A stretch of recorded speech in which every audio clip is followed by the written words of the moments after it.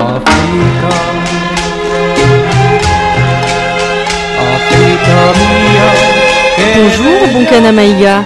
Bonjour à tous. Vous vous souvenez où vous étiez le 22 septembre 1960, le jour de la proclamation d'indépendance du Mali? Alors, le 22 septembre 1960, c'est vrai que j'avais 20 ans.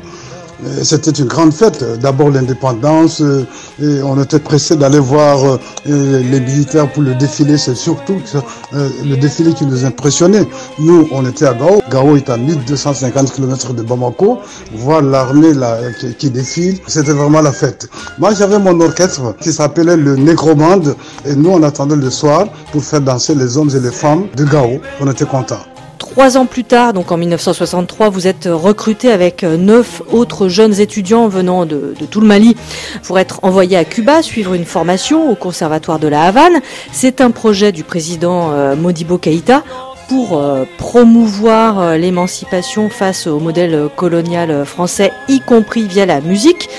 C'est ce que montre le documentaire Africa Mia, actuellement en salle en France, et qui revient sur la fabuleuse aventure de votre orchestre, Las Maravillas des Mali.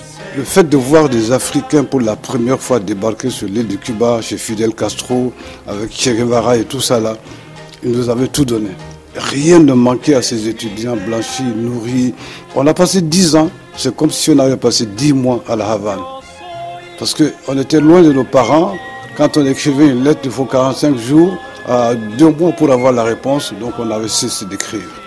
Et téléphoner à ce temps-là, à Gao, je me rappelle bien, mes parents, c'était la manivelle. C'était même pas la peine d'essayer, donc je n'avais pas les nouvelles des parents. C'est là l'histoire d'Africa Mia. Et c'est là que j'ai pris ma plume pour écrire vraiment la nostalgie de Bonkana Maïga, l'Afrique et tout, Africa Mia.